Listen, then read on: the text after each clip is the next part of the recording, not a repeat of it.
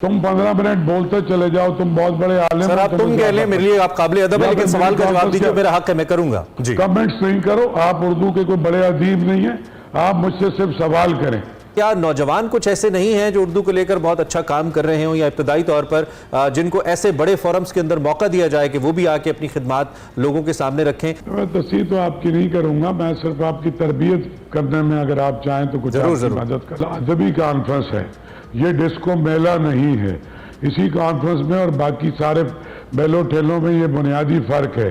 क्या नौजवान 70% नहीं है? आपको नहीं लगता कि उनकी नुमाइंदगी जरूरी है ऐसी कॉन्फ्रेंसेस के अंदर? अगर आप जुमलेबाजी के बजाय मेरी बात संजीदगी से सुने तो मैं तो समझता हूं कि एंकर्स को भी बहुत ज्यादा पढ़ने लिखने की जरूरत है। उर्दू की तरवीज के लिए इस वक्त आलमी उर्दू कॉन्फ्रेंस का जिक्र हमने करना है। ये हर साल कराची आर्ट्स काउंसिल के अंदर होती है, जिसके 16वें एडिशन की तैयारियां इस वक्त मुकम्मल हैं और ये कल 30 नवंबर से 4 दिसंबर तक कराची आर्ट काउंसिल्स में जारी रहेगी। आलमी उर्दू कॉन्फ्रेंस के हवाले से आपको ये भी बताएं कि इसमें फ़नून लतीफ़ा, इल्म व अदब और तहजीब व सकाफ़त पर मबनी मुख्तलिफ सेशंस रखे गए हैं। दुनिया भर से मुख्तलिफ लोग ऐसे जो कि उर्दू बोलते हैं, उर्दू समझते हैं, वो इसमें शरीक होंगे। और अब की बार इसमें क्या नया होगा और जो देखने वाले हैं उनकी तशनगी किस हद तक दूर हो पाएगी, इसी पे बात करने के लिए हमारे साथ अहमद शाह साहब, जो कि सदर हैं कराची आर्ट्स काउंसिल के, हमारे साथ मौजूद हैं। Thank you very much Ahmad Shah साहब, बहुत शुक्रिया कि आपने हमें ज्वाइन किया। आपको एक बार फिर मुबारकबाद, एक दोबारा से एक ज़बरदस्त एडिशन इस काउंसिल के हवाले से कराने के लिए, इस तकरीब के लिए।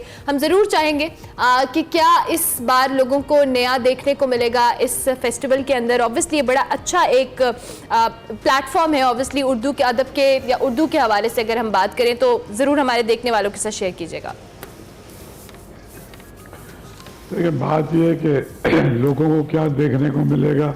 हमारा जो सबसे बड़ा मसला था, मैं इसका फाउंडर हूँ आलमी उर्दू कॉन्फ्रेंस का।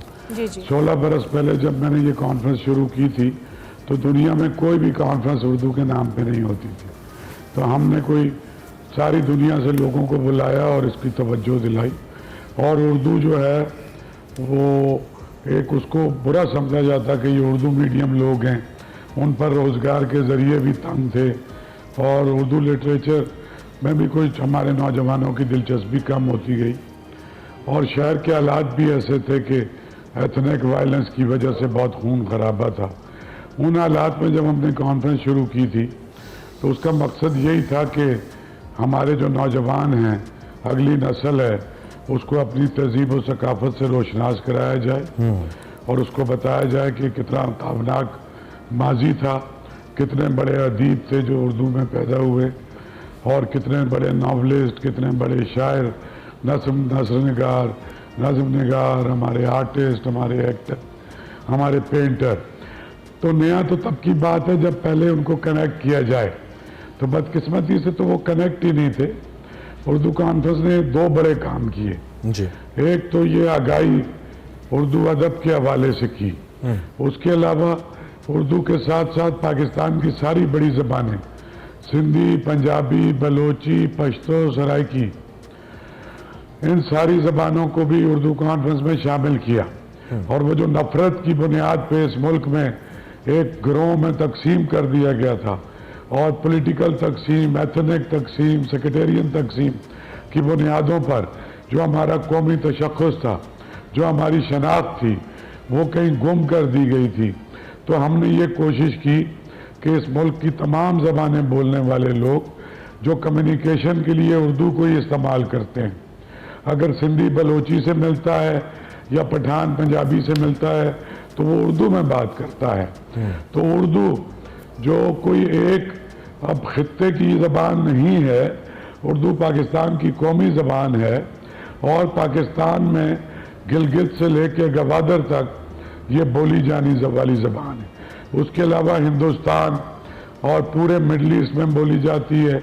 और जहाँ जहाँ लोगों ने हिंदुस्तान और पाकिस्तान से हिजरत की है, वो अमेरिका के मुख्तलिफ शहर हों, अफ्रीका हो, यूरोप हो, मिडल ईस्ट हो, ईरान, तुर्की, जापान, चाइना, सब जगह ही उर्दू बोली भी जाती है। अच्छा शाह साहब, उर्दू की तंजीमें बिल्कुल बिल्कुल आप ठीक कह रहे हैं और इसकी तरवीज हमने मिलजुल के ही करनी है, हमारी कौमी ज़बान है और इसका हमारे ऊपर हक भी है कि हम ये करें।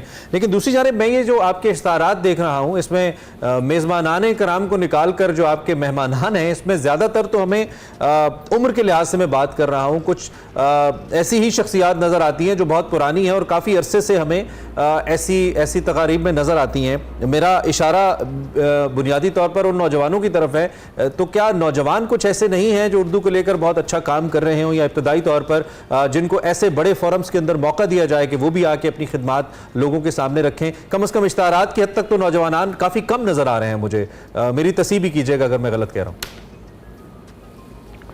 मैं तस्वीर तो आपकी नहीं करूंगा, मैं सिर्फ आपकी तरबियत करने में अगर आप चाहें तो कुछ आपकी मदद कर सकता हूँ।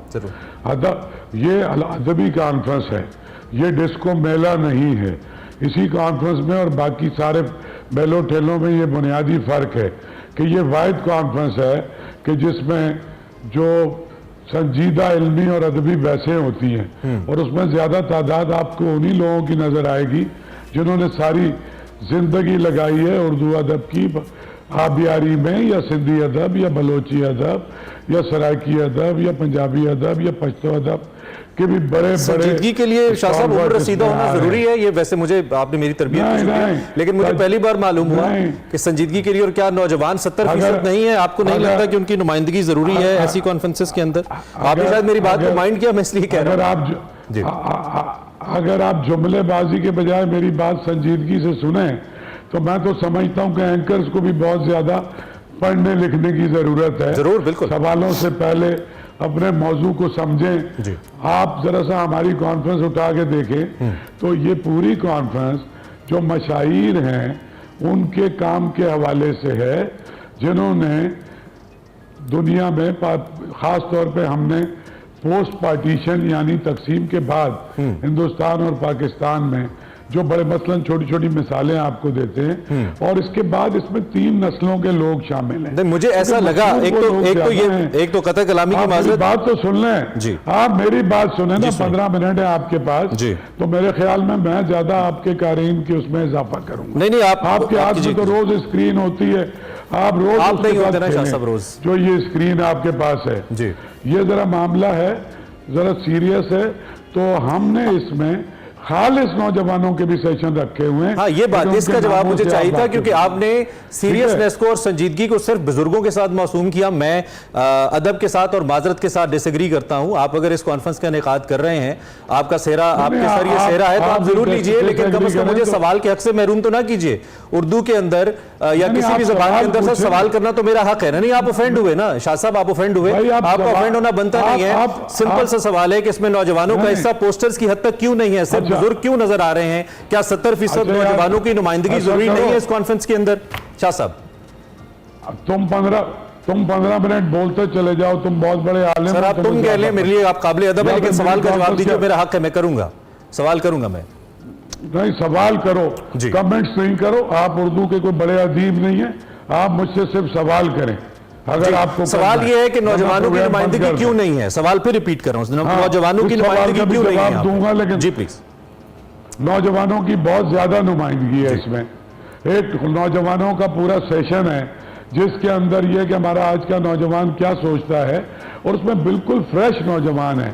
मतलब नौजवानों के नाम पे 50 साल के लोग भी नहीं हैं। हबीब यूनिवर्सिटी की सोसाइटी की जो प्रेसिडेंट एक लड़की है, IBA की सोसाइटी की जो कल्चर की प्रेसिडेंट एक लड़की है, लियारी की एक लड़की है जो म्यूजिक एकेडमी से पढ़ के एक स्कूल में 80,000 रुपये में नौकरी कर रही है। एक और लियारी की लड़की है जो आर्ट स्कूल से पढ़ के और उसकी पेंटिंग अमेरिका और लाहौर में बिक रही हैं। तो इस तरह के नौजवानों के सेशन भी हैं। फिर नौजवानों के शायर हैं, जैसे तहजीब आफी है, जैसे उमैर नजमी हैं। इस तरह इन लोगों के साथ भी सेशन है। मैं आपसे ये अर्ज कर रहा था कि उर्दू कॉन्फ्रेंस इस लिहाज से ज़रा ये मुख्तलिफ है कि साल में एक इज्तिमा होता है दुनिया भर के सारे बड़े अदीबों का, और उस पर संजीदा इल्मी बहसें होती हैं। उसके अलावा हम पाकिस्तान लिटरेचर फेस्टिवल करते हैं, हम यूथ फेस्टिवल हर साल करते हैं। उसमें 50,000 से ज़्यादा लड़के और लड़कियां जमा होते हैं और 12 कैटेगरीज में उनके मुकाबले बिल्कुल शाह साहब, ये मेरा सवाल इतना ही सीधा था जितना सीधा अब आपने इसका जवाब दिया। और आपने मेरे सवाल पे इसको कहा कि डिस्को मिला नहीं है। मेरे ख्याल में आपने 70% नौजवानों की दिल आजारी की है, इस पे आपको माजरत करनी चाहिए। आपकी जो ऑर्गेनाइजेशन है अपनी जगह, हम आपके फेस्टिवल का, आपकी खिदमत का भी एहतराम करते हैं, आपकी मर्जी है, लेकिन आपने नौजवानों को गैर संजीदा करार दिया है। 70% आबादी को शाह साहब आपने कहा कि वो गैर संजीदा है। मेरे ख्याल में संजीदा हैं तो तहजीब हाफी जैसे लोग आपकी इस फेस्टिवल का हिस्सा हैं, अफसा कोमल जैसी जर्नलिस्ट आपके इस इवेंट को होस्ट कर रही हैं। अगर ये लोग संजीदा हैं तो मौजूद हैं, सो प्लीज उनको, उनके किरदार को माइनस मत कीजिए। कर रहे हो जी, तुम उन नौजवानों को गिनवा रहे हो मेरी कॉन्फ्रेंस में। जी जी जी बिल्कुल, ये मैंने आपसे पूछा था, आप बता देते तो बात यहां तक न जाती। आपके ऑफेंड होने की वजह मुझे समझ नहीं आई नौजवानों की बात पे। थैंक यू वेरी मच, आपने हमें ज्वाइन किया। अल्लाह करे कि कुछ जिम्मेदारों के हाथों में ये कॉन्फ्रेंसेस का इनेकाद आए। शाह साहब, अगर आप इस रवैये के साथ करेंगे तो नौजवानों पे क्या गुजरेगी, जो कि जिन्होंने बागडोर संभालनी है। हमेशा आपने तो नहीं रहना, मैंने भी नहीं रहना, लेकिन अब बुजुर्गों से आगे भी बात जानी चाहिए। सर, ये मेरा कहना है। आपका बहुत शुक्रिया। मुझे जी, आपका बहुत शुक्रिया, आप हमारे साथ मौजूद। बंद नहीं कर सकते यहाँ पर, नहीं बंद कर सकते। जी जी कीजिए, बात कीजिए, आप बात कीजिए। मुझे मेरी बात सुननी पड़ेगी। जी कीजिए। आपको मेरी बात सुननी पड़ेगी। जी शाह साहब, आपका कोई ठेका नहीं है, ठीक है? आपने मुझे एक्सप्रेस पे लिया है तो इसका ये मतलब नहीं है जो चीज है मेरी बात सुने। कीजिए। नौजवानों के लिए इस मुल्क में सबसे ज्यादा काम मैं करता हूँ। उर्दू कॉन्फ्रेंस मैंने शुरू की है, यूथ फेस्टिवल मैं करता हूँ, म्यूजिक फेस्टिवल मैं करता हूँ। मेरा 90% फोकस नौजवानों के लिए। लेकिन जरा सा संजीदा चीजों पर आपको सीख के प्रोग्राम करना चाहिए। आपको पता हो उर्दू लिटरेचर क्या है, आपको पता हो मीर और गालिब। ठीक है शाह साहब, ठीक है। ये तो सर लाइव है तो देख रहे हैं लोग कौन कितना सीखा। शाह साहब, कोई बहस नहीं, आप काबिल एहतराम है मेरे लिए, आप काबिल एहतराम है मेरे लिए। बहुत शुक्रिया शाह साहब, हमारे साथ मौजूद थे और बहुत शुक्रिया आपने इस मौजूद पे हमारे साथ बात की। वक्त मेरा खत्म हो गया, एक ब्रेक लेते हैं।